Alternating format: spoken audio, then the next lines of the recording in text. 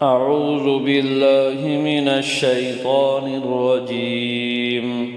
بسم الله الرحمن الرحيم. الحمد لله رب العالمين الرحمن الرحيم مالك يوم الدين إياك نعبد وإياك نستعين اهدنا الصراط المستقيم صراط الذين أنعمت عليهم غير المغضوب عليهم ولا الضالين. صدق اللہ العظیم. ترجمہ: سب تعریفیں اللہ جل شانہ کے لیے ہیں جو سارے جہانوں کا پالنے والا ہے، بڑا مہربان اور نہایت رحم کرنے والا ہے، جزا کے دن کا مالک ہے۔ ہم تیری ہی عبادت کرتے ہیں اور تجھ سے ہی مدد کے طلبگار ہیں۔ ہمیں سیدھا راستہ دکھا، ان لوگوں کا راستہ جن پر تو نے انعام کیا، نہ جن پر تیرا غضب نازل ہوا اور نہ وہ گمراہ ہوئے۔ ناظرین کرام، سورۃ الفاتحہ قرآن مجید کی پہلی سورت ہے جس سے کتاب ہدایت کا آغاز ہوتا ہے۔ فاتحہ کے معنی ابتدا کرنے والی اس سورت کی اہمیت کا اندازہ اس بات سے لگایا جا سکتا ہے کہ ہر نماز اسی سے شروع ہوتی ہے۔ قرآن مجید کی دیگر سورتوں کی نسبت اس سورت کو کثرت کے ساتھ اور بار بار پڑھے جانے کا شرف حاصل ہے۔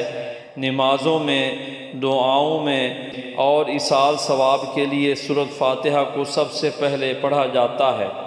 سورۃ فاتحہ سرکار دو عالم صلی اللہ علیہ وآلہ وسلم کے ابتدائی زمانہ کی صورت ہے۔ معتبر روایات کے مطابق حضور اقدس صلی اللہ علیہ وآلہ وسلم پر نازل ہونے والی پہلی مکمل صورت ہے۔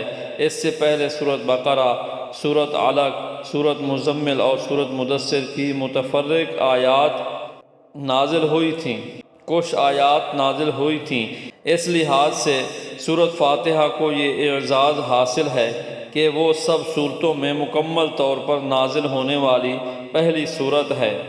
حضرت آدم علیہ السلام کے بدن میں جب روح ڈالی گئی، اس وقت آپ کو چھینک آئی تو حضرت آدم علیہ السلام نے الحمدللہ کہا، گویا خالق کے کائنات کے بنائے ہوئے اول انسان کی زندگی کا آغاز ہوا تو پہلی سانس کے ساتھ ہی اس کے منہ سے نکلنے والا پہلا کلمہ الحمدللہ تھا۔ انسان کی زبان سب سے پہلے جس لفظ سے آشنا ہوئی، متعارف ہوئی، انسان کے لب سب سے پہلے جس لفظ سے متعارف ہوئے وہ الحمدللہ تھا۔ سورۃ یونس میں بتایا گیا کہ اہل جنت کی آخری پکار بھی الحمدللہ ہوگی۔ ارشاد ہوتا ہے وآخر دعواہم ان الحمدللہ، وآخر دعواہم ان الحمدللہ رب العالمین۔ معلوم ہوا کہ انسان کی زبان سے نکلنے والا پہلا اور آخری کلمہ الحمدللہ ہے۔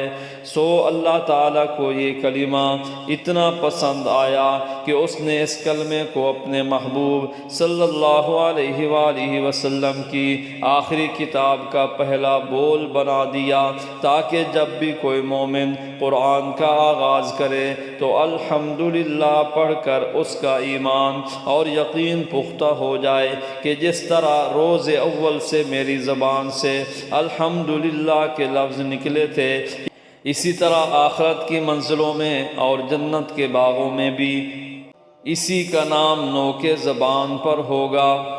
سورۃ فاتحہ کے مختلف نام۔ سورۃ فاتحہ اپنی فضیلت اور اہمیت کے لحاظ سے اس قدر منفرد ہے کہ اسے احادیث میں مختلف ناموں سے یاد کیا جاتا ہے۔ پہلا نام فاتحۃ الکتاب، چونکہ اس سورت سے کتاب قرآن کا افتتاح اور آغاز ہوتا ہے، اس لیے اسے فاتحۃ الکتاب کہا گیا ہے۔ دوسرا نام سورۃ الحمد، اس سورت کا آغاز اللہ کے بابرکت نام اور اس کی تعریف سے ہوتا ہے، اس لیے اسے سورۃ الحمد کا نام دیا گیا ہے۔ تیسرا نام ام القرآن، ام کسی چیز کی اصل کو کہتے ہیں، ام کے معنی ماں کے بھی لیے جاتے ہیں، اور جامعیت اور مرکزیت رکھنے والی چیزوں کے لیے ام کا لفظ استعمال کیا جاتا ہے۔ کہکشاں کو ام النجوم کہا جاتا ہے کیونکہ ستاروں کی دنیا میں کہکشاں کو خصوصی اہمیت حاصل ہے۔ مکہ کو ام القریٰ کہا جاتا ہے کیونکہ اسے حج کی بنا پر مرکزیت حاصل ہے۔ سر کے درمیانی حصے کو ام الراس کہتے ہیں کیونکہ وہ دماغ کا مرکز ہے۔ سورۃ فاتحہ کے مضامین سارے قرآن کے مضامین کی اصل ہیں۔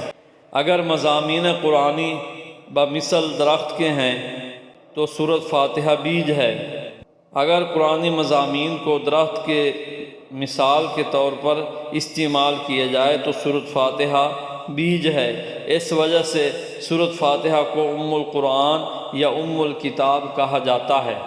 سورۃ الفاتحہ 7 آیات کا مجموعہ ہے۔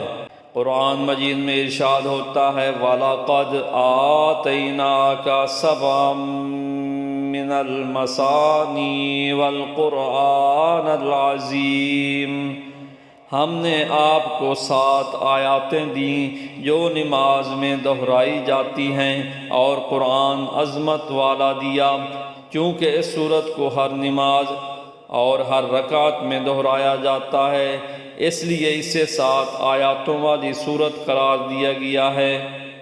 ایک نام سورۃ الکنز ہے۔ کنز عربی میں خزانے کو کہتے ہیں، جیسے کہ حدیث قدسی ہے جس کا ترجمہ یہ ہے میں مخفی خزانہ تھا، مجھے یہ بات بھلی لگی کہ میں پہچانا جاؤں، پس میں نے مخلوق کو پیدا کیا۔ رحمت دو عالم صلی اللہ علیہ وسلم نے فرمایا سورۃ فاتحہ میرے عرش کے خزانوں میں سے ایک خزانہ ہے۔ حضور اقدس صلی اللہ علیہ وسلم کے فرمان کے مطابق سورۃ فاتحہ بلا شبہ رشد و ہدایت اور ایمان اور یقین کا خزانہ ہے۔ ایک نام سورۃ الاساس ہے۔ اساس بنیاد کو کہتے ہیں۔ سورۃ فاتحہ قرآن کا متن ہے جبکہ پورا قرآن مجید اس کی شرح ہے۔